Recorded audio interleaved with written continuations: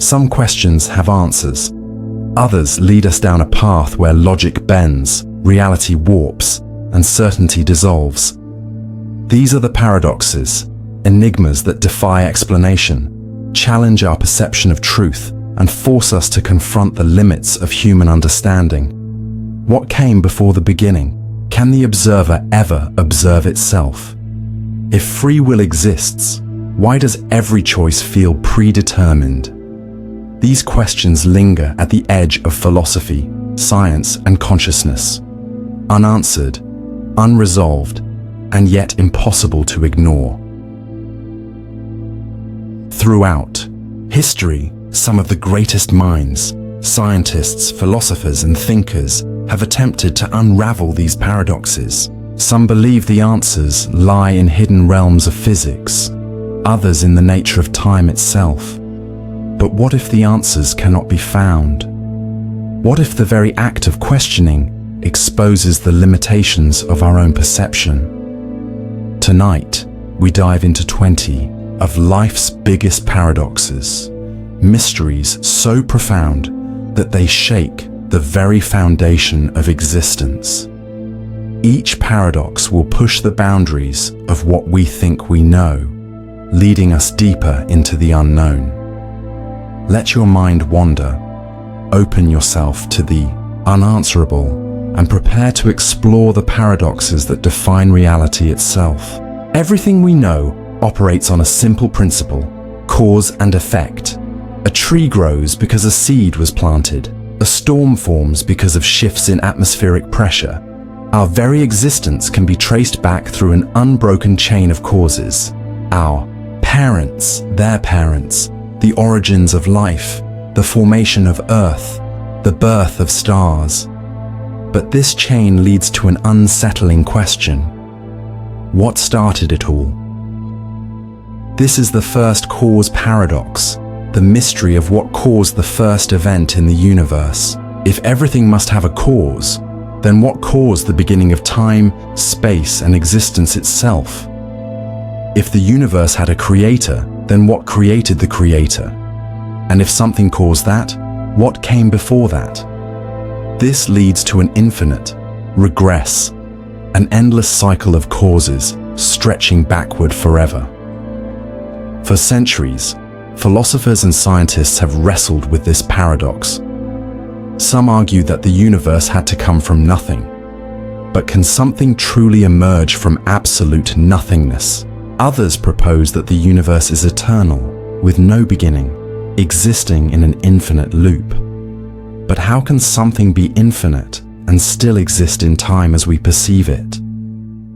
Religious traditions attempt to solve this paradox by introducing the idea of an uncaused cause, an entity that exists outside time and space, a force so fundamental that it simply is. This is often attributed to God, or a primordial force beyond human comprehension.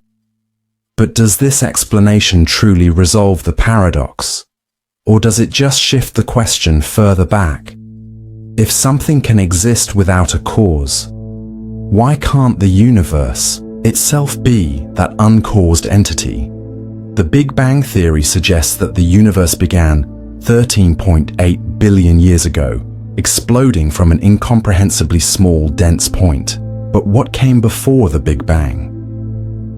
Some physicists argue that the question itself is meaningless, as time may not have existed before that moment. If time itself had a beginning, then asking what came before is like asking, what's north of the North Pole? A question that has no answer because it assumes a direction that doesn't exist. Yet, the idea of something from nothing is deeply unsettling. The very laws of physics suggest that energy cannot be created or destroyed, only transformed. So where did all the energy and matter that make up the universe come from? Some suggest that our universe is one of many, part of a multiverse, where new universes continuously emerge from quantum fluctuations. But this too leads to an even bigger question. What created the multiverse? One of the strangest solutions comes from quantum mechanics, where particles can spontaneously appear and disappear in a vacuum, governed by probabilistic laws rather than strict cause and effect. Could the entire universe have emerged from such a quantum fluctuation? If so, then our reality may be far stranger than we ever imagined, one where even causality itself is not fundamental, but an illusion created by our perception of time. But then, if time itself is an illusion, does that mean everything has already happened? If the past, present, and future all exist at once, then the question of a first cause becomes meaningless, because every moment is equally real, existing outside the flow of time as we experience it. The first cause. Paradox forces us to confront the limits of human knowledge. Whether we seek answers in science, religion, or philosophy, the question remains: if everything has a cause, then what caused everything? Maybe there is no answer. Or maybe the answer is something we can never comprehend. Imagine standing in front of a mirror, but instead of seeing just one reflection, you see an endless series of reflections stretching into infinity. Each reflection is an observer watching another observer in an endless chain of perception. Now, take this concept beyond mirrors. What if reality itself operates on this principle? This is the infinite observer paradox, a thought-provoking dilemma that questions whether anything can be truly observed without an infinite chain of observers. If everything in the universe is observed, then who or what is the final observer? And if there is no final observer, does anything exist at all? At first, this may seem like an abstract thought experiment, but it has profound implications in physics, philosophy, and even consciousness itself. In quantum mechanics, the famous double-slit experiment suggests that particles behave differently when they are observed. If an electron is unobserved, it acts like a wave, existing in multiple places at once. But the moment it is observed, it collapses into a single state, as if the act of observation creates reality itself. This raises an unsettling question. Does the universe only exist because it is being observed? If so, then who or what was the first observer? Did the universe exist before conscious beings evolved to perceive it? Or did reality itself only take shape when the first mind emerged to witness it? The paradox becomes even stranger when we apply it to consciousness. When you observe something, you assume that you are separate from it. But what if your own consciousness is being observed by something else? And what if that observer is itself being observed, creating an endless hierarchy of perception with no true origin? Some interpretations of panpsychism suggest that consciousness is a fundamental property of the universe, not something that emerges from complex brains. If everything has some level of awareness, even down to the smallest particles, then observation is an inherent part of existence. But if that's true, then what is observing the observer? Religious and spiritual traditions have long grappled with this paradox. In Hinduism and Buddhism, the concept of Maya suggests that reality is an illusion, shaped by perception rather than objective truth. The Advaita Vedanta school of thought proposes that all individual consciousness is part of a singular, infinite awareness, often called Brahman, which is the ultimate observer of all things. But even this does not fully resolve the paradox, because we are still left with the question: who observes Brahman? From a scientific perspective, some physicists have proposed that the universe may be a self-simulating system where reality generates itself through continuous observation. In this view, the universe exists because it is observing itself, a kind of cosmic feedback loop where cause and effect blur into one another. But even in this scenario, we still face the same fundamental problem. if everything is being observed by something else? Is there an ultimate observer at the end of the chain? If there is a final observer, something that perceives all things without itself being perceived, then we have effectively described a godlike entity, a being that stands outside the loop of observation. But if no such ultimate observer exists, then the paradox suggests something even stranger, that nothing is truly being observed at all, and reality itself is an illusion of perception. So what does this mean for us? Does the world exist only because we are here to observe it? Are we part of a vast, infinite chain of perception that can never reach a true origin?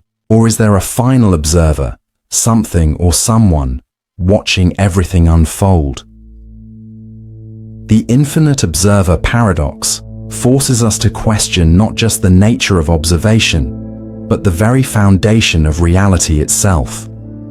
Perhaps the act of questioning is itself an illusion, a part of the infinite loop we can never escape. Imagine you invent a time machine and travel back in time. Out of curiosity, or by accident, you prevent your grandfather from meeting your grandmother. As a result, your parent is never born, which means you were never born. But if you were never born, then you could not have traveled back in time in the first place. So who prevented your grandfather from meeting your grandmother? This is known as the grandfather paradox, one of the most famous paradoxes in time travel. But let's take it one step further. What if this paradox doesn't just apply to time travel, but to reality itself? This is the grandfather of reality paradox, a thought experiment that questions whether the fundamental laws of existence might be caught in a self-contradictory loop. If everything that exists is a result of a previous cause, then what happens if that cause is somehow prevented? Consider the nature of causality, the idea that every event is caused by a prior event. The universe exists because of the Big Bang. But what if something were to interfere with the very event that started it all? Could the universe undo itself? If so, how would we ever perceive it, since we would have never existed in the first place? This paradox takes on an even stranger form in quantum mechanics, where cause and effect are not always as straightforward as we assume. In experiments involving quantum entanglement, particles appear to influence one another instantaneously, even across vast distances, seemingly defying causality. Some interpretations of quantum mechanics suggest that the universe is not bound by linear cause and effect, but rather operates on a system where the past and future are intertwined in ways we don't fully understand. The retrocausality theory suggests that the future can influence the past, meaning that our choices today might, in some way, alter the conditions that led to them. If this is true, then the grandfather of reality paradox could imply that the very fabric of existence is not fixed, but constantly rewritten in an infinite loop of causes and effects, altering one another. Philosophers have debated whether time itself is an illusion, a construct of human perception rather than a fundamental part of the universe. If time is an illusion, then causality might be an illusion as well, meaning that the paradox doesn't really exist because events are not actually linked in the way we think they are. But if causality is real, then we are left with an unsettling possibility. What if something in the distant future could erase the past, much like the time traveler erasing their own existence? If this is possible, does it mean reality is unstable? That what we perceive as real could suddenly disappear, rewritten by forces we don't yet understand? One possible escape from the paradox is the multiverse theory, which suggests that every possible outcome of an event creates a new branch of reality. In this view, if you traveled back in time and prevented your grandfather from meeting your grandmother, you wouldn't erase your existence. You would simply create a new timeline, where you were never born, while your original timeline remains unchanged. But this too raises an unsettling question. If reality can split into infinite possibilities, then is there ever a single, real reality?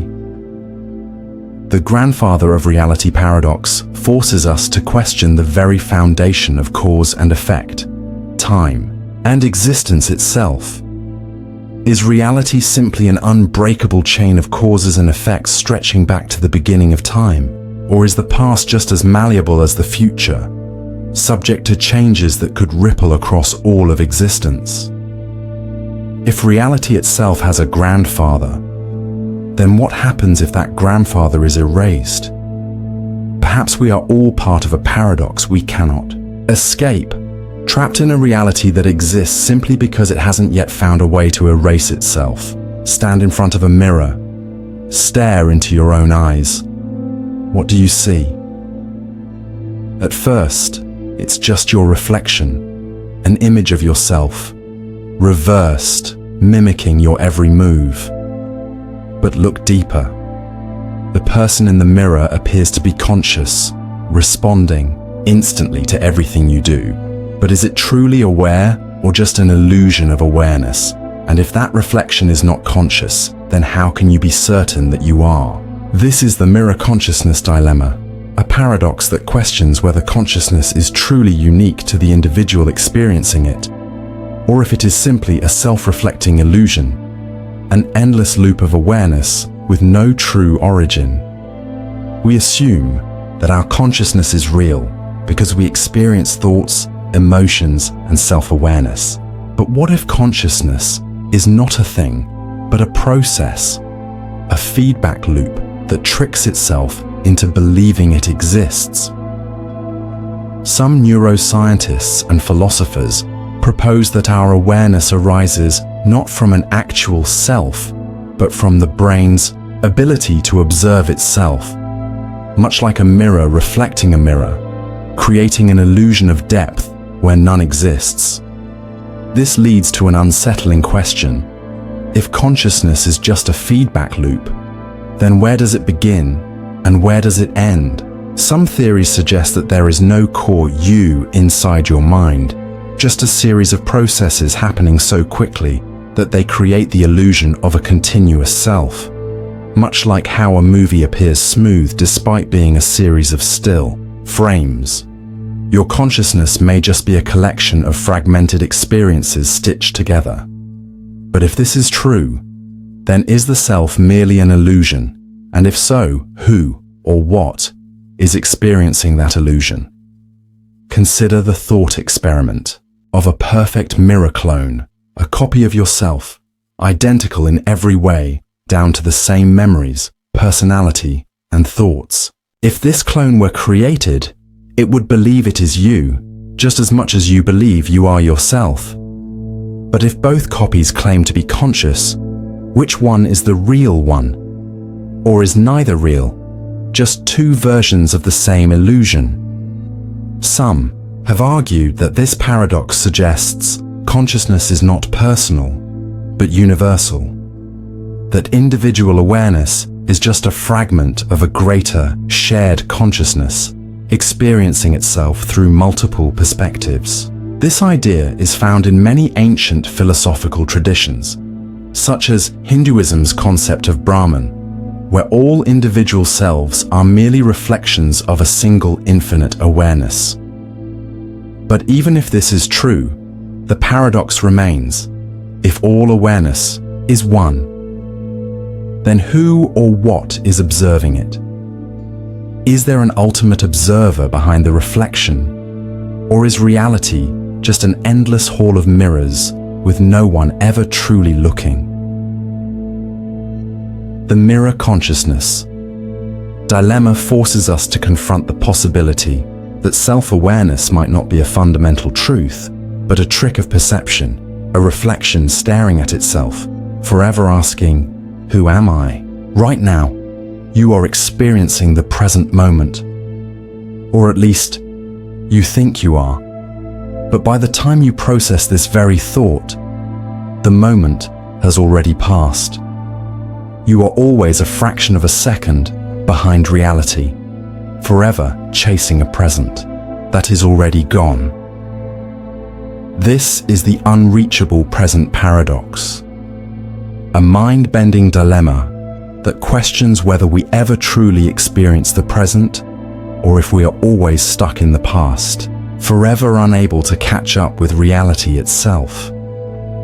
At first, this seems like a simple trick of perception.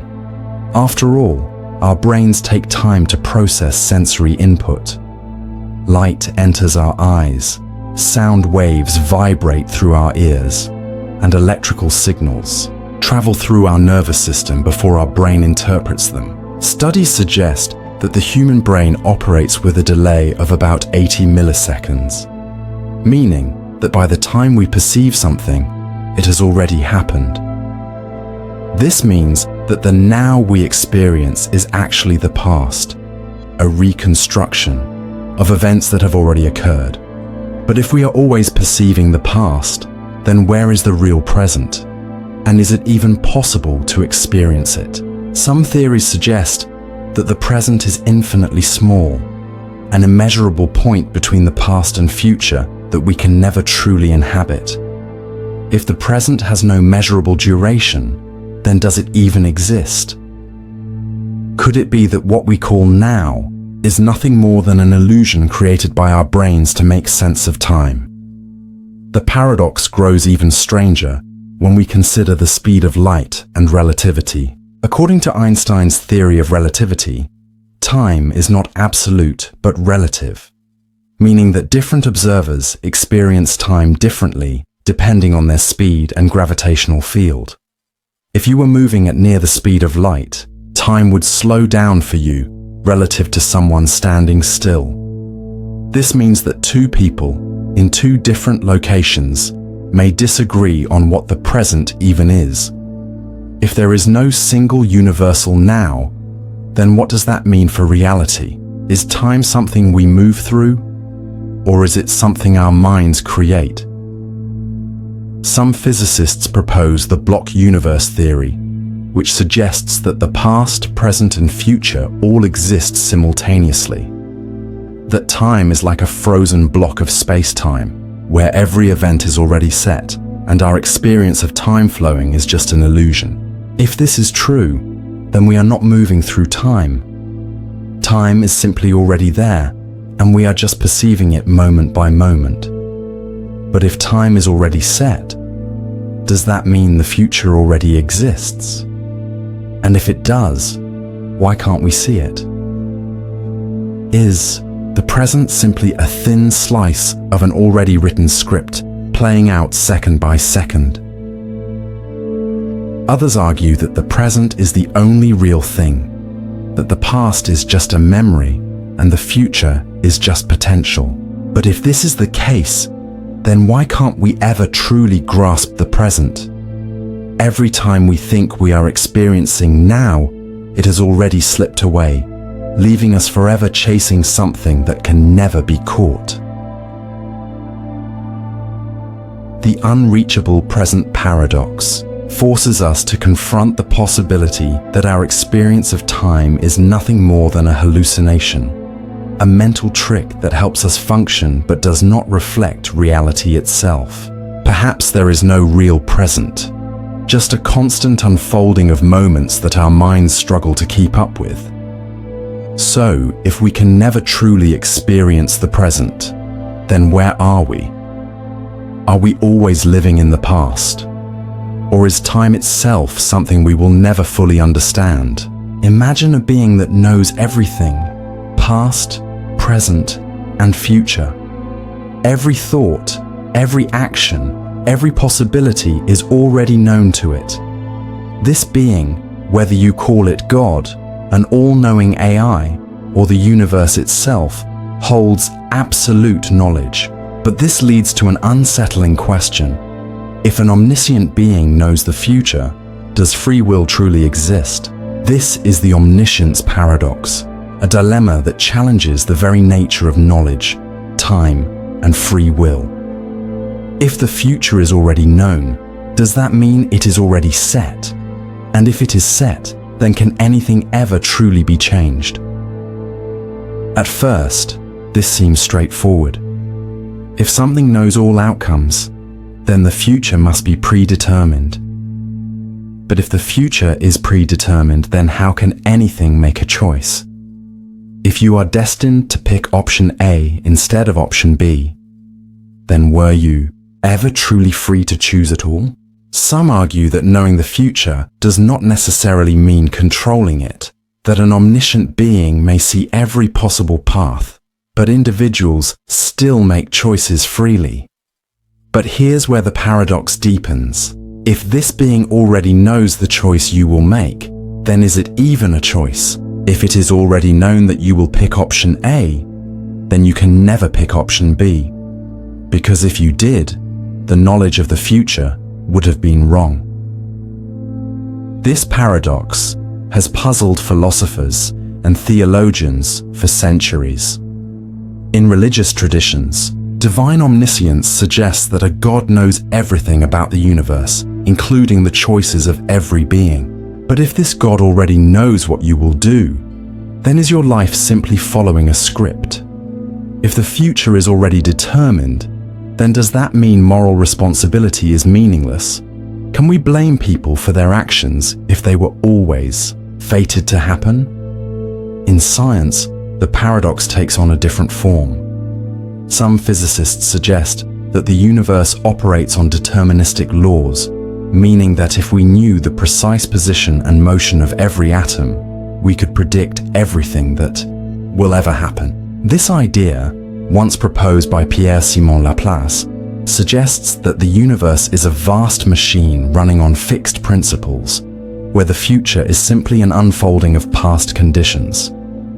In this view, free will is an illusion. We believe we are making choices, but in reality, every decision was always going to happen exactly as it did. But here's where things get strange. Quantum mechanics introduces randomness at a fundamental level. Particles do not behave in fully predictable ways, meaning that even with perfect knowledge, some events may still be uncertain. If true, this could mean that the future is not set in stone. But does randomness alone allow for free will?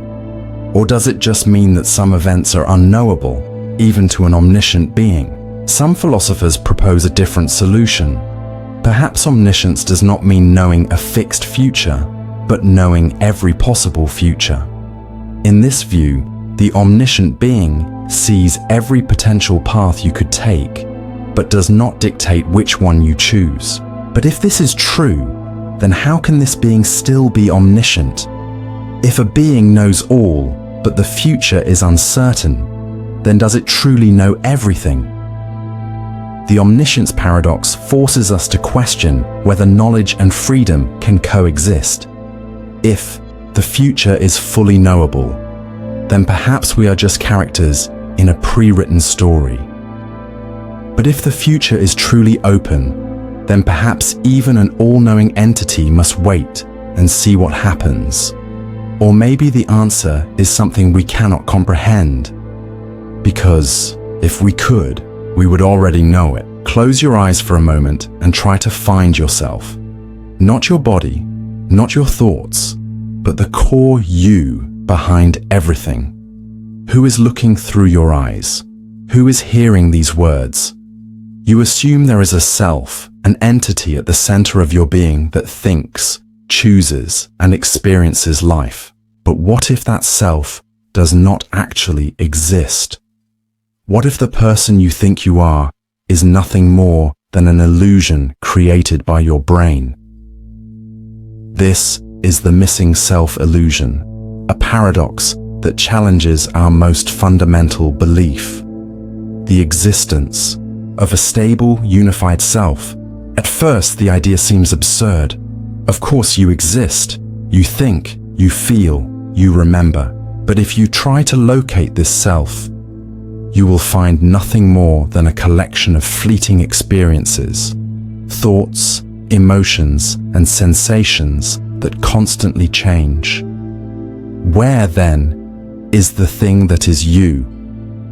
Neuroscience suggests that the self is not a fixed entity, but rather a process, a story the brain constructs moment by moment to create the illusion of continuity. Your memories, personality, and decisions all feel like they belong to a central you, but they are actually the result of millions of neural connections firing in real time. If these connections change due to injury, disease, or even drugs, then so does the self. This suggests that what we call the self is not something we have, but something we generate. Consider a split brain patient, where the two hemispheres of the brain are surgically disconnected. Experiments show that each hemisphere can function independently, making choices and holding separate thoughts. In some cases, one side of the brain will deny knowing what the other side is doing, as if two separate consciousnesses exist in the same body. If the self were a single, unified thing, this should be impossible. But it happens. So which half of the brain is the real you? Buddhism has long taught a similar idea, that the self is an illusion. In Buddhist philosophy, the anatta doctrine states that there is no permanent, unchanging self, only a stream of consciousness that appears to be unified. Much like how a river looks continuous, but is actually just flowing water, our sense of self is a momentary illusion created by thoughts passing through the mind. This paradox becomes even more disturbing when applied to memory. We assume we are the same person we were yesterday, last year, or a decade ago. But every cell in your body has changed. Many of your memories have faded, been altered, or even been fabricated by your brain. If everything about you changes over time, then what connects you to your past self? If nothing remains constant, then was the you of 10 years ago even the same person at all? Now let's take the paradox further. If the self is just an illusion, something the brain creates but does not actually exist, then who is experiencing that illusion? If there is no core you, then who is asking these questions? If the self is just a construct, then who or what is constructing it? The missing self-illusion challenges everything we assume about identity, free will, and consciousness itself. If we are just an illusion, if the thing we call I is nothing more than a trick of the mind, then what are we, really? Perhaps the paradox is not that the self is missing, but that it was never there to begin with. Look up at the night sky. Each tiny star is a sun, possibly surrounded by planets, some of which may have the right conditions for life. The universe is vast, so vast that even if intelligent life were rare, there should still be millions, if not billions, of civilizations out there. So why haven't we heard from any of them? This is the paradox of the silent universe, also known as the Fermi paradox.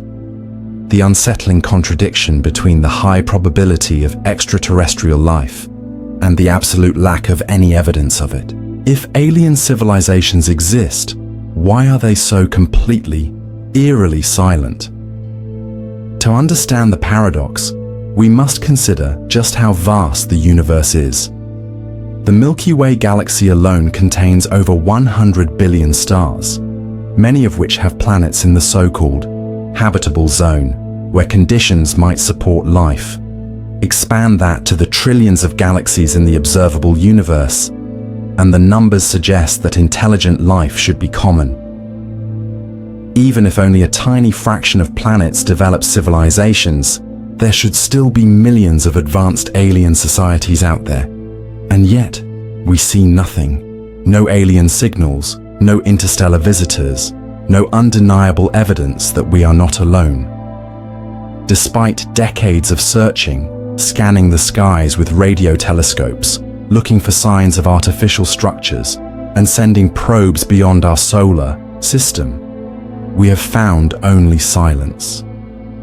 This leads to several possible explanations, none of which are entirely satisfying. One possibility is that we are truly alone, that life is so rare that we may be the only intelligent beings in the universe. But this seems unlikely given the sheer number of potentially habitable worlds. The laws of probability suggest that, even if intelligent life is uncommon, it should still exist somewhere. Another explanation is that civilizations destroy themselves before they can spread. Perhaps every intelligent species inevitably reaches a point where it develops technology that leads to its own extinction, whether through war, environmental collapse, or artificial intelligence run amok. If this is true, then the silence of the universe is not because no one else is out there, but because they are all already gone. Some have proposed the idea of a great filter, a mysterious barrier that prevents civilizations from progressing beyond a certain point. This filter could be behind us, meaning life is incredibly rare and we were lucky to make it this far. Or it could be ahead of us, waiting to wipe us out, just as it did every other civilization before us. If the latter is true, then the reason we hear nothing may be because no one survives long enough to communicate. But what if the silence is intentional? Some believe that advanced civilizations may be deliberately avoiding contact, either because they see us as too primitive, or because they follow a zoo hypothesis, watching but never interfering, just as we might observe animals in the wild without revealing ourselves. Another chilling possibility is that the universe is not silent, but dangerous, that there are hostile civilizations out there, and the reason we don't hear anyone is because intelligent life knows better than to broadcast its presence. If this is true, then our own attempts to contact aliens by sending out radio signals, probes, and messages may be like shouting into a dark forest, hoping that nothing dangerous is listening. Finally, there is the possibility that we simply don't know what to look for. Alien life may be so fundamentally different from anything we expect that we wouldn't recognize it, even if we were looking straight at it. Perhaps they communicate in ways beyond our understanding, exist in dimensions we cannot perceive, or have transcended physical form entirely. The paradox of the silent universe forces us to confront an unsettling question. Is the silence proof that we are alone, or a warning that we are not? If intelligent life is out there, why does it hide? Or worse, why does it disappear? Perhaps one day we will find an answer. But until then, we can only listen to the vast, empty cosmos, wondering what secrets it keeps. Imagine you are walking down the street when a stranger hands you a book. You open it and realize it contains everything you will ever say and do, written in perfect detail. No matter what you try, every action you take is already described in the book. Even if you attempt to do the opposite of what's written, the book already accounts for that. So, did you ever really have a choice? This is the time loop predestination problem, a paradox that arises when the past, present, and future seem to be locked into a causal loop, an event that happens because it was always meant to happen. If something is destined to occur, is it possible to change it? Or is time an unbreakable loop where free will is just an illusion? The paradox is often explored through time travel thought experiments. Imagine you go back in time to give Shakespeare a copy of his own plays. He copies them word for word and publishes them. But where did the original plays come from? They were never created, just endlessly passed back and forth in time. If there was never an origin point, then who really wrote them? This idea is known as a causal loop, where an event is its own cause.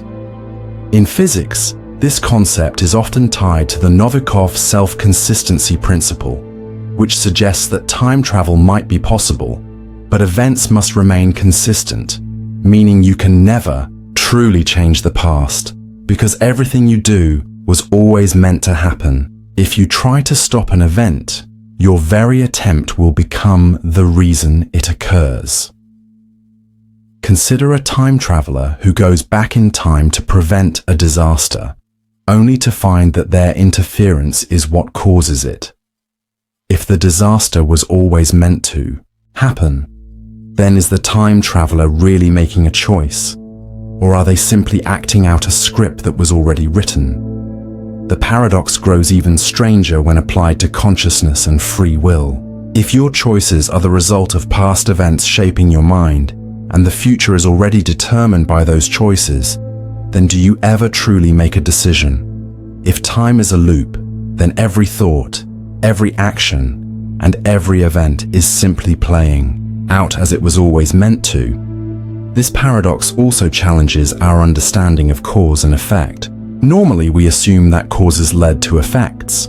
Event A causes event B, which leads to event C. But in a predestination loop, event A only happens because event C already occurred. This means cause and effect become meaningless, blending into a self-contained cycle where the future determines the past just as much as the past determines the future. One way to escape the paradox is through the multiverse theory, where every decision creates a branching timeline. In this view, if you travel back in time, you don't change your own past. You create an entirely new reality. But this does not resolve the core problem. If the future already exists, then what force determines which version of reality we experience? Is free will real? Or are we simply moving along a predetermined path, unaware that we are trapped in an endless cycle? The time loop. Predestination problem forces us to question the nature of time itself. Is it a fixed structure, where all events are already set in stone? Or is it fluid, capable of being rewritten? If we could see beyond time, viewing past, present, and future as a single whole, would we realize that everything has already happened? That we are merely acting out a role in a story that was written before we were even born? Perhaps time is not something we move through. Perhaps we are part of time itself, repeating the same moments over and over, forever trapped in a loop with no beginning and no end. Imagine waking up in a world that feels almost identical to yesterday. Your room is the same, your routine unchanged, but something feels off. People remember events differently, small details have inexplicably shifted, and deep down, you can't shake the feeling that you're not in the reality you went to sleep in. This is the unsettling core of the Doppelgänger reality split, a paradox that explores the idea that multiple versions of reality exist simultaneously, each with their own version of you, and sometimes those versions bleed into one another.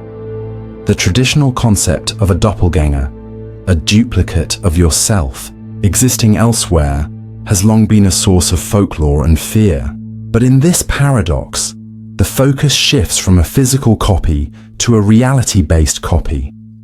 Could it be that for every decision you make, a new version of reality branches off, creating a new you, living a life just slightly different from your own?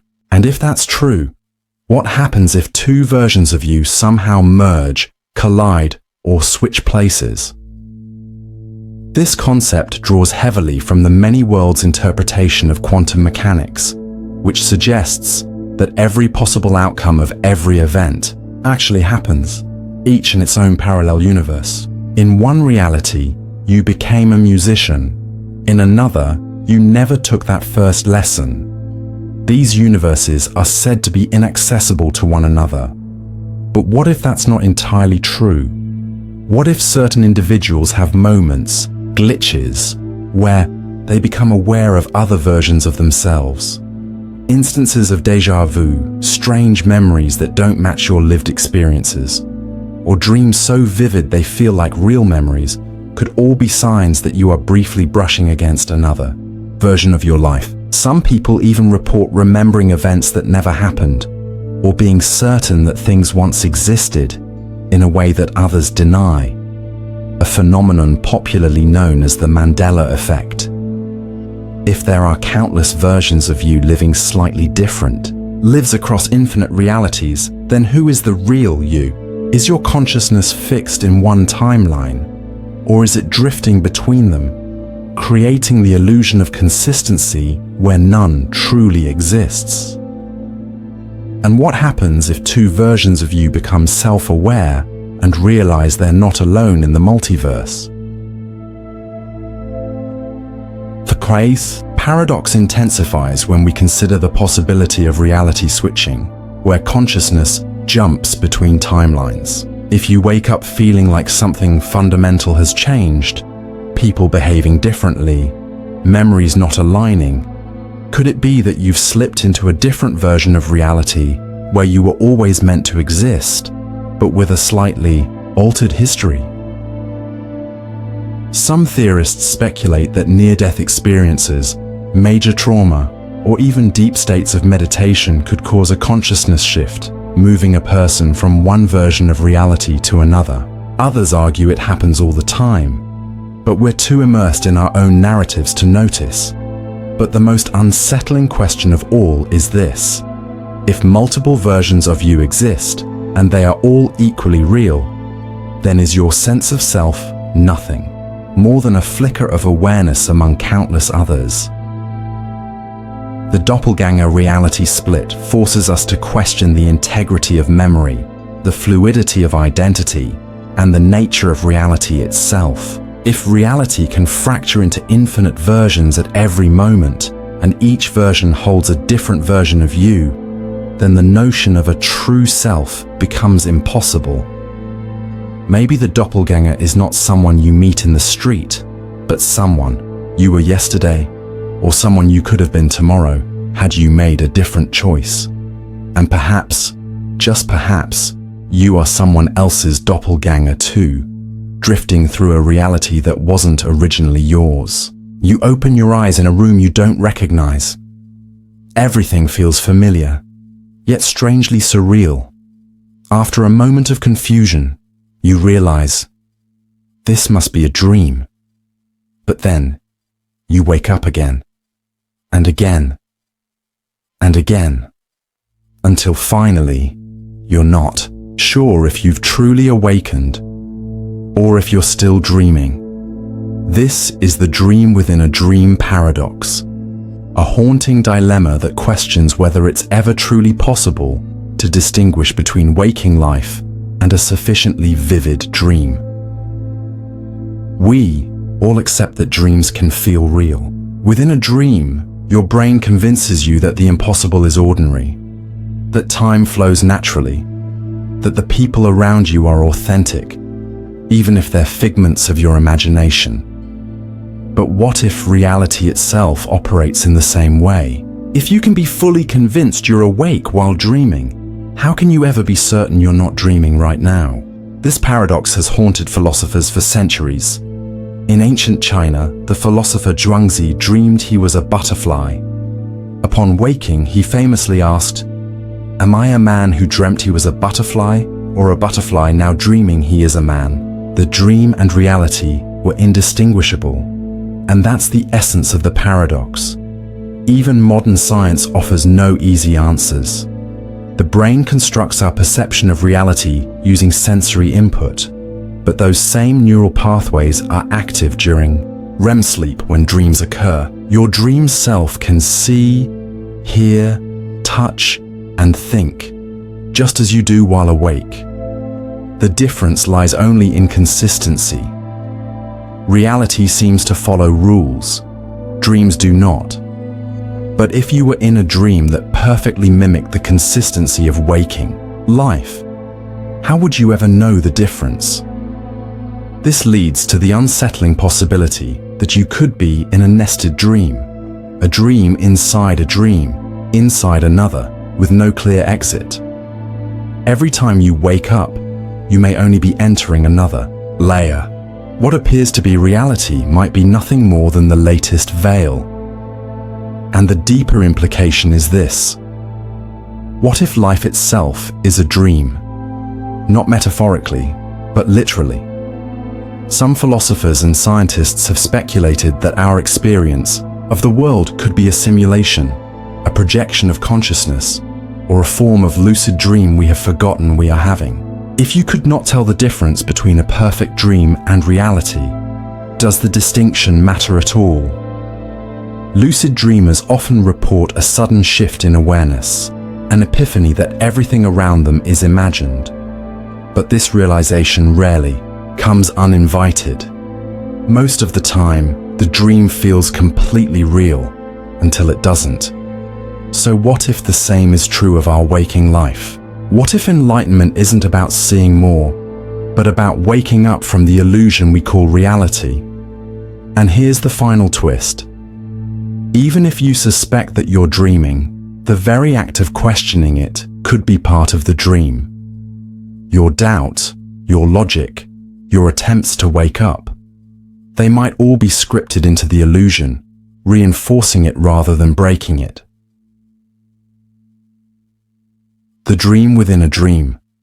Paradox forces us to question the foundation of existence. Is there any objective test to prove that what we experience is real, or is reality defined by nothing more than our conviction that it is not a dream? Perhaps, at the heart of it all, we are like Zhuangzi, unable to say for certain whether we are butterflies dreaming of humans, or humans dreaming of butterflies. And maybe the most terrifying thought of all is not that we are dreaming, but that we might never wake up. Imagine living forever. No aging, no illness, no end. At first it seems like a dream, endless time to explore, learn, love, and create. But stretch that idea further. 1,000 years, 10,000, 1,000,000. Long after the stars have burned out, after every memory fades into abstraction, what remains of you? This is the Immortality Contradiction, the paradox that questions whether eternal life would preserve the self or ultimately erase it. If your consciousness never ends, can it truly remain you? Or would the very thing you are slowly dissolve into something unrecognizable over time? We associate life with change. We evolve through experiences, relationships, challenges, and losses. But these changes occur within a framework of limits. Chief among them, the limit of time. Knowing life is finite shapes our urgency, our choices, and even our sense of meaning. If you had infinite time, what motivation would you have to do anything today? Or tomorrow? Philosophers have long debated whether immortality is a blessing or a curse.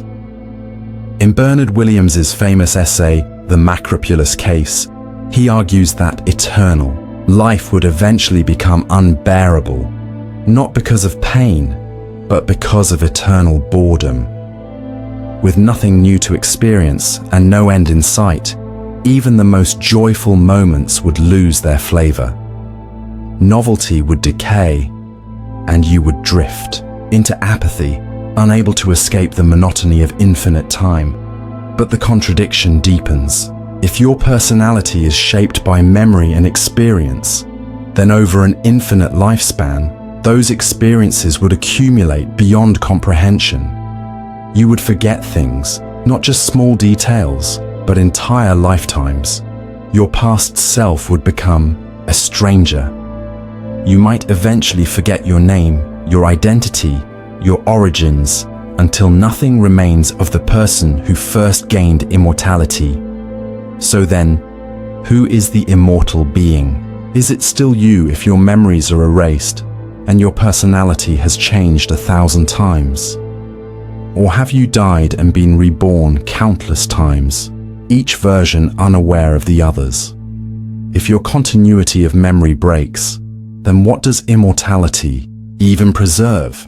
Some argue that to be truly immortal, you would need perfect memory, to carry every moment of your existence like an ever-growing archive. But such a burden might be worse. The human mind struggles to cope with even a lifetime of memories. Imagine carrying millions of years of emotional weight, joys and traumas overlapping endlessly.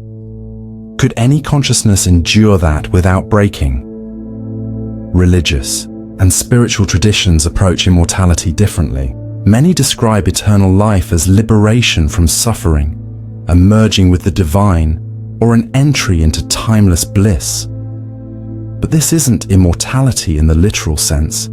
It's a transformation into something beyond the self. In that case, you, as you know yourself, would still cease to exist. And that's the heart of the contradiction. Immortality promises endless existence, but not necessarily the preservation of identity.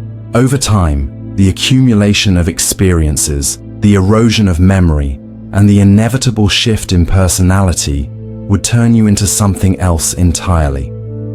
So would eternal life really defeat death, or would it simply replace it with a slower, subtler form of erasure, a death by dilution stretched across eternity? The immortality contradiction asks us to confront the illusion that life's value lies in its duration. Perhaps it's not how long we live that matters, but that we live knowing it will end. That knowledge gives our choices weight, our relationships urgency, and our stories meaning. If you could live forever, would you still choose to live at all? Or is it the very limit of life that makes it worth living? Try this. Think of something completely outside of your ability to think about. It's impossible. No matter how hard you try, you are limited by your own mind. But that raises an unsettling paradox. If there are thoughts that are truly unthinkable, how can we ever know they exist? And if we cannot know they exist, do they exist at all? This is the paradox of the unthinkable thought, a dilemma that forces us to question the limits of human cognition. Are there ideas, concepts, or truths so foreign to our minds that we will never even know they are missing? At first, this might sound like a trick of language, but the implications are profound. Every thought we have is shaped by language, culture, experience, and the biological structure of our brains. We like to believe that with enough intelligence, creativity, or technology, we can uncover every truth. But what if there are entire categories of knowledge that our brains are simply incapable of perceiving? Think about color. Humans can see a specific range of the electromagnetic spectrum, but many animals like mantis shrimp can see spectrums of light we can't even imagine. To a human, ultraviolet is invisible. To a mantis shrimp, it's as real as any other color. Now apply that to consciousness itself. What if there are entire realms of understanding that are as invisible to us as ultraviolet light? If we lack the ability to perceive them, then we would never even suspect they exist. This paradox also applies to mathematics and logic. Some problems appear unsolvable not because they are difficult, but because our current understanding of logic itself might be insufficient to approach them. Gödel's incompleteness. Theorems suggest that in any formal system of mathematics, there will always be truths that cannot be proven within that system. In other words, some knowledge will forever be beyond reach, not because it does not exist, but because our framework for thinking is incomplete. The paradox becomes even stranger when we consider artificial intelligence. Imagine a super-intelligent AI that surpasses human understanding. It would be capable of thinking thoughts that we could never grasp, not because they are complex, but because they exist in a conceptual space beyond human cognition. If such thoughts exist, then we might be like ants trying to understand quantum mechanics, completely incapable of even recognizing what we don't know. And here's the real mind-bending question. Are we already surrounded by unthinkable thoughts? Could the answers to life's biggest mysteries, consciousness, the nature of time, the origin of existence, be hidden in ideas that we simply lack the ability to conceive?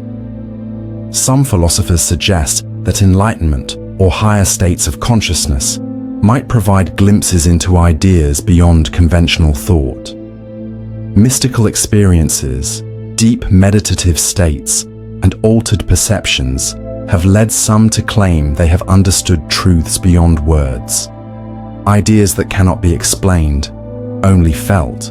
But even if such experiences provide access to unthinkable thoughts, they remain locked within the limitations of language and memory once we return to normal awareness.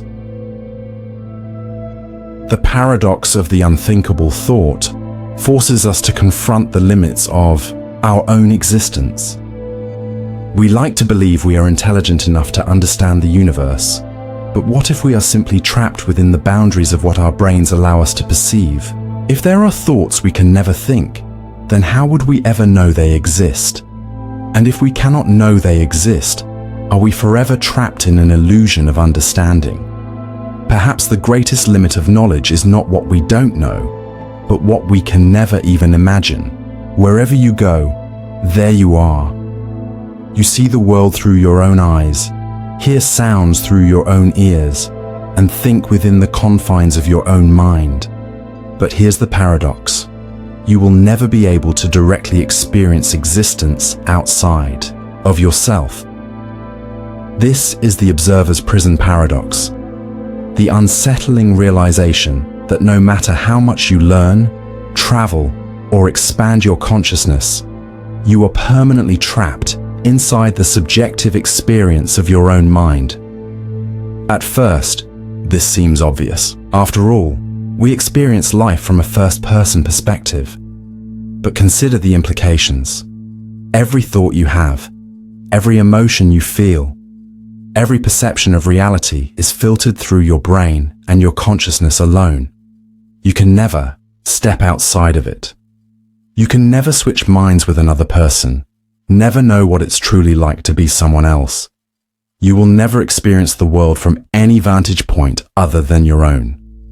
Even if you try to imagine the perspective of another being, whether it's a loved one, an animal, or an alien, you are still doing it from within your own mind. Every attempt to understand another consciousness is still being processed through your own consciousness. This raises an unsettling question. Is there any way to truly know that other minds exist? We assume that other people are conscious, like us. But how can we be sure? Philosophers call this the problem of other minds, the fact that we can never directly experience what another being is feeling. For all we know, everyone else could be an advanced simulation, a reflection, or an illusion, acting exactly like conscious beings, but without any actual internal experience. If this sounds far-fetched, consider how artificial intelligence is advancing. AI chatbots, deep learning programs, and virtual assistants can already mimic human conversation and react in ways that seem intelligent. If a future AI were sophisticated enough to perfectly simulate emotions, thoughts, and self-awareness, how could we ever prove that it wasn't truly conscious? Or, more disturbingly, what if it believed it was? Now apply the same logic to your own existence. If you are trapped in your own mind, unable to directly prove the consciousness of anything outside yourself, how do you know you are not the only conscious being in existence? Could you be the sole observer in a universe filled with unconscious automatons? This paradox extends even further into physics and perception. The famous double-slit experiment in quantum mechanics suggests that observation itself affects reality. Particles behave differently when they are being observed than when they are not. Some interpretations of quantum mechanics suggest that consciousness is not just a passive observer, but an active participant in shaping reality itself. But if observation affects reality, and you are the only observer you can ever directly confirm, then could it be that the universe only exists because you are looking at it? If you were to disappear, would reality itself collapse? Some philosophical traditions have explored this paradox for centuries. In solipsism, the idea is taken to the extreme, arguing that the only thing that can be truly known is one's own mind. Everything else, other people, the world, even time itself, might be a projection, an illusion designed to give the impression of an external world. But if you are the only true observer, then are you trapped inside your own mind with no escape? Observer's prison paradox forces us to confront the terrifying possibility that consciousness is not a window to the universe, but a cage that locks us into an isolated perspective. We are prisoners of our own awareness, unable to truly step outside ourselves, unable to verify the consciousness of anything beyond our own experience.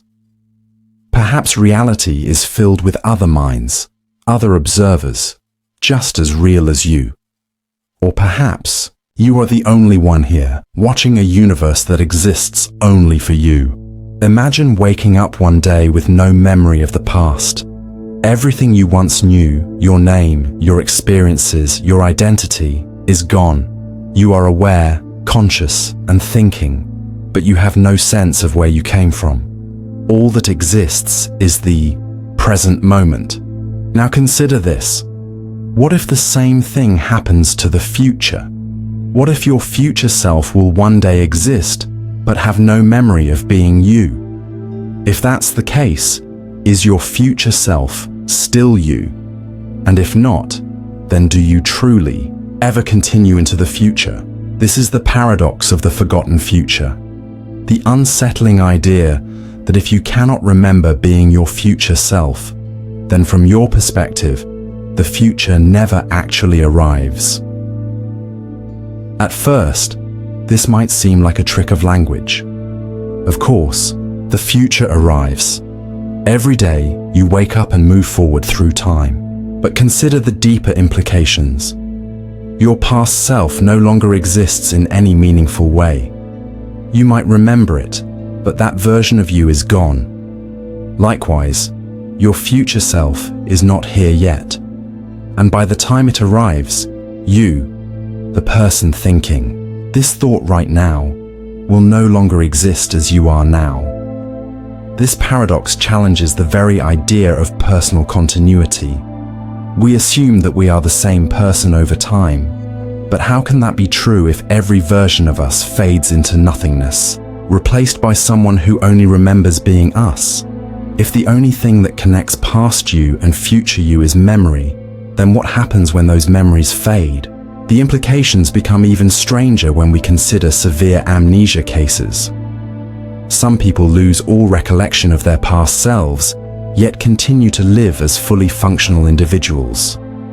If a person has no memory of who they once were, are they still the same person? If not, then are you truly the same person you were 10 years ago? Or is your past self just as gone as any stranger you never met? Now apply this to the future. If memory is what gives you the illusion of personal continuity, then from your current perspective, your future self is a completely different person, someone you will never truly experience being. From this view, the present moment is all that ever exists. The past is just a memory, and the future is something you will never actually reach, because by the time it arrives, you, the you that exists right now, will be gone. This paradox also raises deep questions about death and time. If every moment replaces the last, then is death truly an abrupt ending? Or is it simply the continuation of what happens every second? One version of you vanishing, replaced by another. And if you are constantly being replaced, is the fear of death misplaced? After all, the person who will experience your death is not the person experiencing this moment right now. Philosophers and neuroscientists have long debated whether the self is a continuous entity or a collection of disconnected experiences. Some argue that consciousness is like a flowing river, appearing unified but actually made of constantly changing moments. Others believe that the self is an illusion, a story the brain tells itself to maintain a sense of identity, even though no fixed you truly exists. The paradox of the forgotten future forces us to confront an unsettling reality.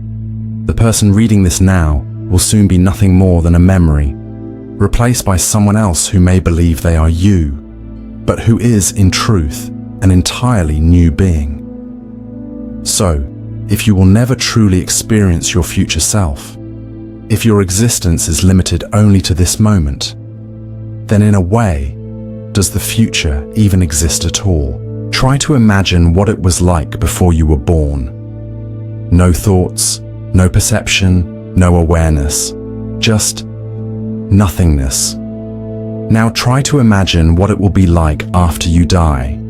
Another stretch of nothingness, stretching forever. But here's the paradox. If you were truly non-existent, how could you ever be aware of it? This is the non-existence awareness problem. A paradox that forces us to confront the unsettling contradiction between our own mortality and the impossibility of experiencing nothingness. If death is the absence of consciousness, then there will never be a you to recognize it. So in a way, from your perspective, non-existence is impossible. At first, this might seem like a word trick. We know that countless people have lived and died before us. We see animals, plants, and entire species disappear from existence. The universe was here long before we were born, and it will continue long after we are gone. But the moment we try to place ourselves into that non-existence, the concept breaks down. To be aware of not existing, there must be an observer. But if non-existence means the absence of an observer, then there can be no one to experience it. This means that from a first-person perspective, non-existence is never real. Because as long as there is experience, existence continues. Philosophers have struggled with this paradox for centuries. The ancient Greek thinker Epicurus argued that death is not something to fear, because we will never experience it. In his words, when we exist, death is not, and when death is, we are not. His point was simple: since we are never alive and dead at the same time, we never actually encounter death itself. But does that mean non-existence is truly real if it is never part of our experience? Consider this: your consciousness is all you have ever known. Even in sleep, your mind continues to dream, creating a continuous thread of awareness. The only moments of total unconsciousness, such as deep anesthesia, are experiences we cannot remember, making them indistinguishable from non-existence. But what if death is simply an eternal version of this? A state so blank that there is no one left to recognize it. This paradox also leads to an unsettling possibility. If you can never be aware of not existing, does that mean you are trapped in an endless loop of existence? If consciousness cannot perceive its own absence, then from your own point of view, something must always exist. Some have speculated that this could mean that death is always followed by some form of continued awareness, whether through rebirth, a new consciousness, or even an eternal return where the same life is lived over and over. In some interpretations of quantum mechanics, this paradox takes an even stranger turn. Some physicists speculate that consciousness and reality are deeply linked, that an observer is necessary for the universe to exist in a meaningful way. If true, then your awareness is not just experiencing reality, it is part of what creates it. This raises the eerie question: if your consciousness were to disappear completely, would the universe itself vanish along with it? Religious and spiritual traditions approach this paradox in different ways. Many believe that consciousness is eternal, surviving beyond physical death. Others suggest that what we call the self is an illusion. There is no personal identity that continues after death because there was never truly a separate self to begin with. But if that is true, then what is it that experiences life? The non-existence awareness problem forces us to confront an idea we cannot fully grasp: the end of experience itself. If we are only capable of knowing existence, then does that mean existence is all there is? And if death cannot be experienced, then from our perspective, does it ever truly happen? Perhaps the greatest paradox of all is that we will never have an answer. Because to answer it, we would have to be here to know. Imagine standing in front of two doors. Behind one is eternal happiness. Behind the other is eternal suffering. But there's a catch. You don't know which door leads where. Worse still, the moment you choose, the choice itself determines the outcome. In other words, the act of deciding is what makes the door lead to one fate or the other. So how do you choose? This is the paradox of the impossible choice. A dilemma that arises when a decision must be made, yet any rational basis for choosing collapses the moment you attempt to apply it. If every action depends on a prior cause, and free will is an illusion, then can any choice ever truly be made? Or is every decision an inevitability that was always going to happen? At first glance, making choices seems simple. We make decisions constantly. What to eat, what to say, where to go. But consider the deeper mechanics of decision-making. Every choice is influenced by past experiences, biological impulses, subconscious thoughts, and external forces. If every decision is a reaction to these factors, then is it truly a choice, or just a predetermined sequence of cause and effect?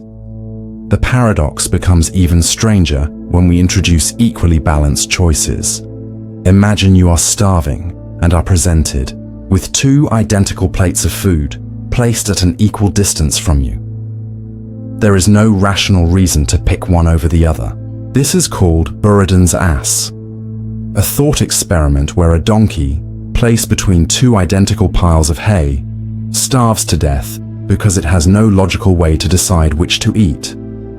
If no external force intervenes, how does a decision ever emerge? Now apply this to a more complex scenario. Imagine you are faced with two life-altering decisions. Two careers, two paths, two futures.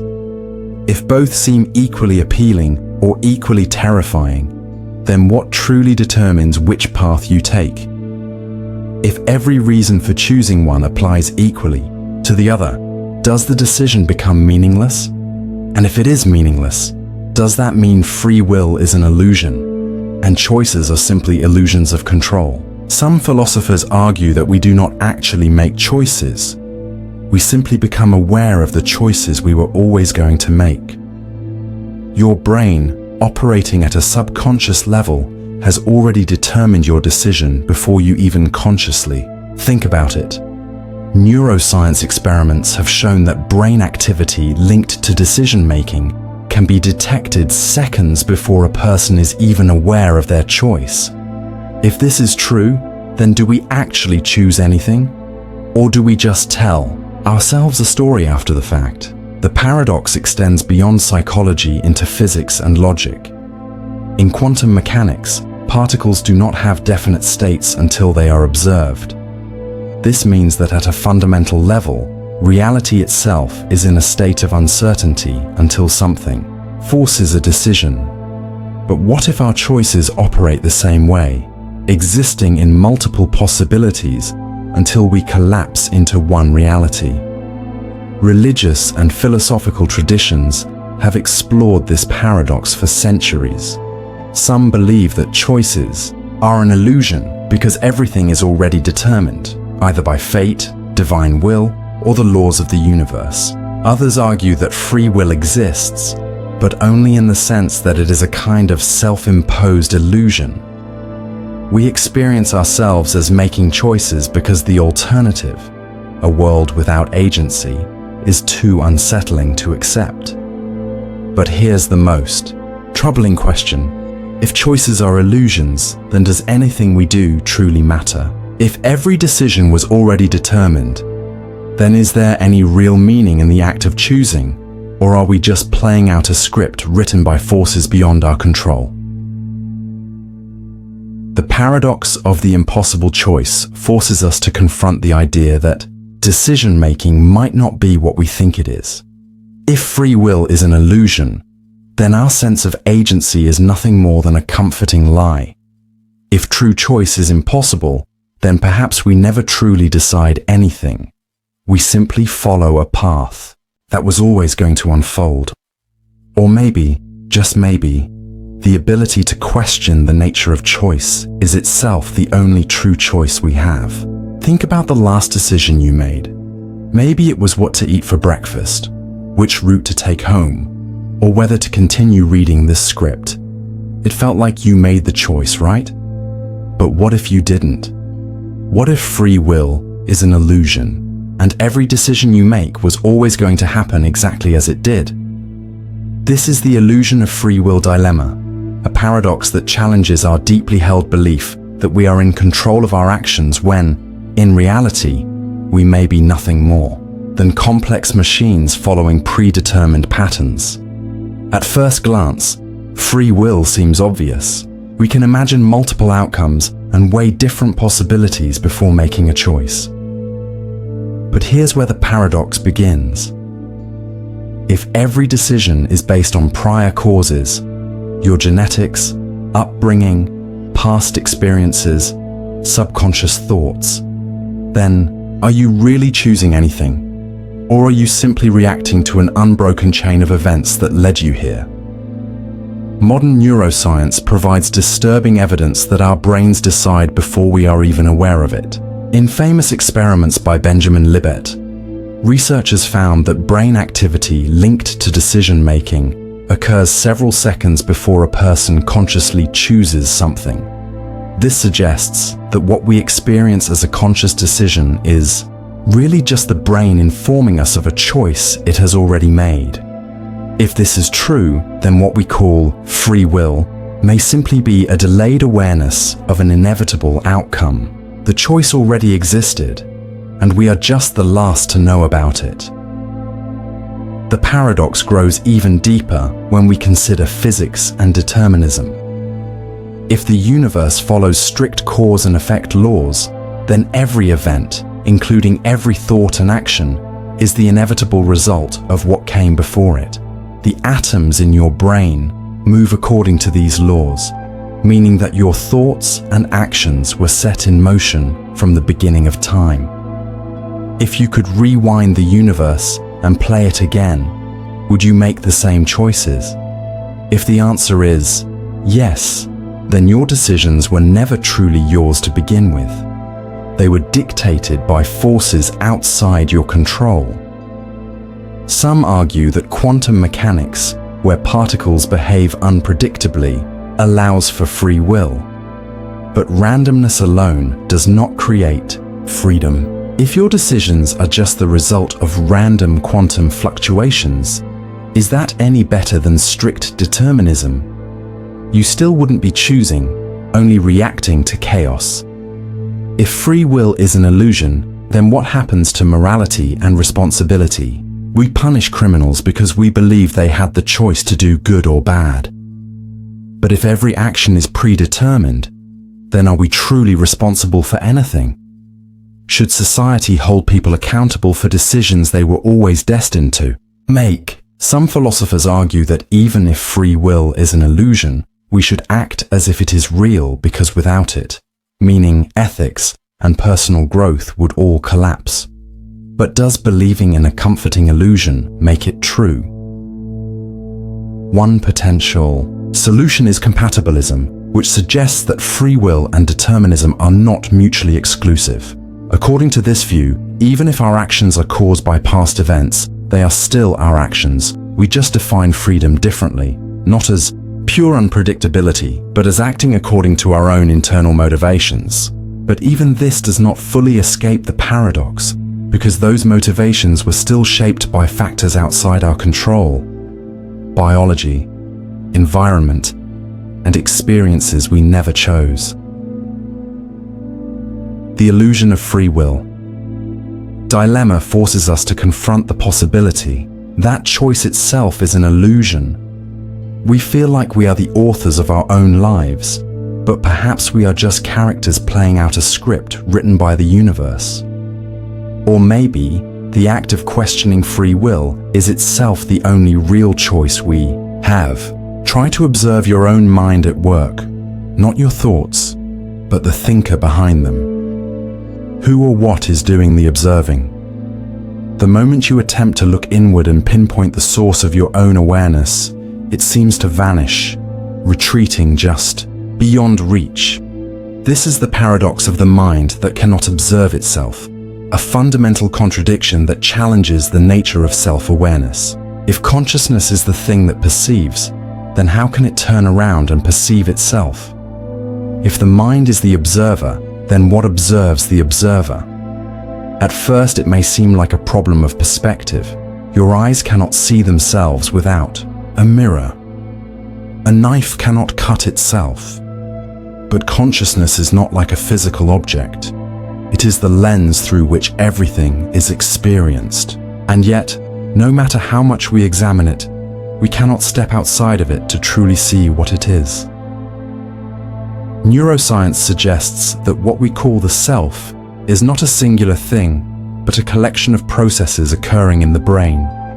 Thoughts arise, emotions shift, memories surface, and all of it feels like it is happening to you. But when you try to locate the core of that self, there is no one part of the brain responsible for it. It is not a thing, but an experience, one that cannot be separated from the act of observing. Philosophers and mystics have debated this paradox for centuries.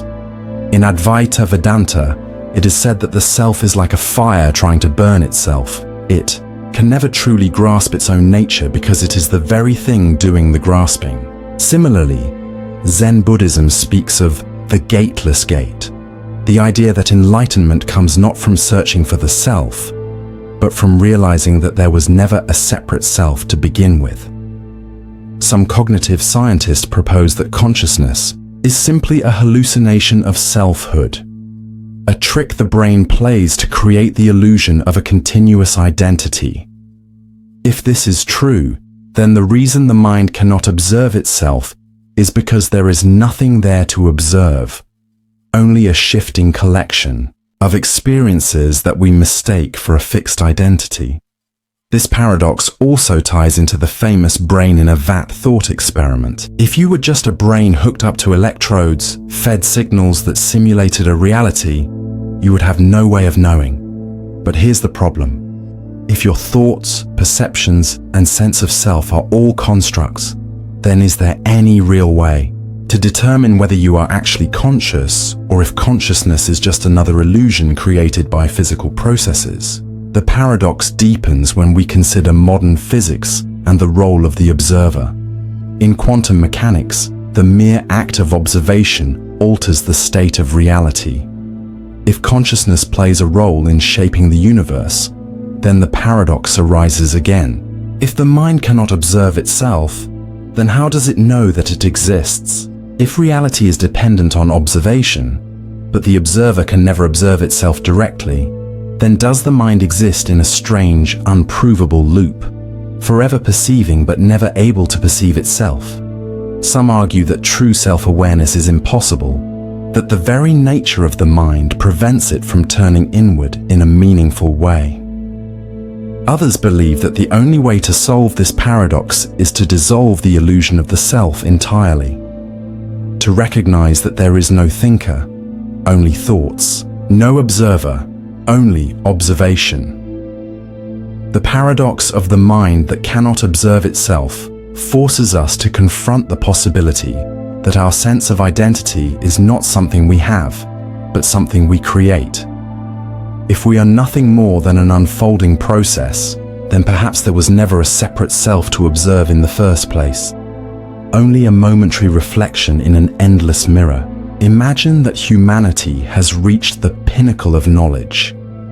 Every mystery of the universe has been unraveled, every law of physics fully understood, and every philosophical question answered. We have decoded the fabric of reality itself. But then, standing at the edge of ultimate understanding, a final question arises, one so profound that it shakes the foundation of everything we thought we knew. This is the final question paradox, the unsettling idea that no matter how much we learn, no matter how deep our knowledge goes, there will always be one more question, one that remains unanswered, either because it is unknowable or because it destroys the very possibility of understanding. At first glance, it seems logical that there could be a final answer to everything. Science progresses by solving problems, uncovering deeper truths, and refining our models of reality. But knowledge is structured in a way that every answer leads to new questions. The more we understand, the more we realize how much we don't know. If we ever reached a point where no new questions could be asked, then would that mean we truly understand everything, or that we have reached the limits of what is possible to know? Some of the most profound questions of existence remain unsolved. Why is there something rather than nothing? What is consciousness? Is the universe infinite, or does it have a boundary? If we ever answer these, would we finally arrive at the ultimate truth, or would we simply reveal a new layer of mystery? Philosophy has long grappled with this paradox. The ancient Greek philosopher Socrates famously stated, "I know that I know nothing." The more one seeks wisdom, the more one realizes the depth of their ignorance. In a way, true knowledge may be the realization that absolute knowledge is impossible. Even mathematics suggests that some truths will always remain beyond our grasp. Gödel's incompleteness. Theorems prove that within any logical system, there will always be truths that cannot be proven within that system. This means that even if we think we have arrived at the final answer, we may simply be trapped inside a framework that prevents us from seeing the bigger picture. Now consider the possibility that the final question is not just unknowable, but unaskable. What if there exists a truth so far beyond human comprehension that we don't even have the language, the intelligence, or the cognitive structure to formulate it? If that is the case, then we are like fish trying to understand quantum mechanics, incapable of even conceiving the concepts that would reveal the ultimate nature of reality. The paradox also applies to artificial intelligence. If we one day create a super intelligent AI capable of answering every possible question, would it reach an end point where it simply shuts down, unable to process the final, unanswerable question? Or worse, would it discover a truth so profound that it renders existence meaningless? Would the final question be the one that ends all questions? Religious and spiritual traditions have long speculated on this paradox. Some believe that the final question is reserved for the moment of death, when the ultimate nature of reality is revealed. Others suggest that the answer lies beyond time, space, and thought itself. But if the final answer exists beyond the limits of human perception, then can it ever truly be known? The final question paradox forces us to confront an unsettling possibility. If every answer leads to a deeper mystery, then we may never reach an end to the search for truth. Perhaps we are not meant to find the ultimate answer, because the act of questioning is what keeps reality itself unfolding. And so, at the end of all knowledge, at the boundary of all understanding, the greatest mystery may not be what the final question is, but whether we are even capable of asking it. After journeying through 20 of life's biggest unanswered questions, one unsettling truth emerges. The deeper we search for answers, the more we uncover new layers of mystery. Each paradox has led us not to certainty, but to a realization that some questions may never be resolved. What if the self is just an illusion, a trick of the brain that cannot observe itself? What if free will is nothing more than an afterthought in a predetermined universe? What if time is an illusion The past never truly existed, and the future will never actually arrive. What if our search for knowledge is endless? Not because the answers don't exist, but because each answer creates a new question in its place. Perhaps the greatest paradox of all is that the more we learn, the less we know. Every attempt to grasp the nature of existence only reveals how little we understand. We seek to escape the boundaries of our own perception, yet we are forever trapped within it, prisoners of consciousness, bound by the limits of what our minds can perceive, and yet it is this very search, this endless pursuit of truth, that defines us. It is not in the final answers, but in the act of questioning that meaning is found. The paradoxes that haunt us are not obstacles, they are invitations. Invitations to think deeper, to wonder, to embrace the unknown rather than fear it.